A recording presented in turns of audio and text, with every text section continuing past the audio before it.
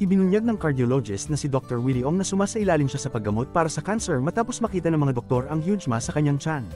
Sa isang video message na ginawa noong August 29 at na-upload noong Sabado ng umaga, September 14, sinabi niya na una siyang nakaranas ng mga sintomas noong 2023. Napansin ko noong April 2023 medyo hirap na ko mag-medical mission. Kapag mainit, hindi ko na kaya. Ayoko na ng mainit, sabi niya sa video. Sa video, kapansin-pansing pamayat si Doc Willie, na itinuro rin niya at sinabing sign lang ng aging. Sinabi ni Ong na kalaunan ay nakaranas siya ng matinding pananakit ng likod, na naging sanhi ng hindi siya makatulog ng maayos. Blood tests initially ruled out anything serious ngunit napansin niya ang pananakit ng likod na umaakyat sa ibang bahagi. Makalipas ang isang buwan, na-admit siya at na-diagnose siya ng cancer. Ang paglaki, aniya ay mabilis lumaki at isa sa pinakamalaki na nakita ng doktor. Sinabi ni Ong na ang tumor ay nakatago sa likod ng puso at sa harap ng gulugod. Idinagdag niya na ito ay nakaharang sa kanyang esophagus, inferior vena cava vein, at sa kanang atrium ng kanyang puso.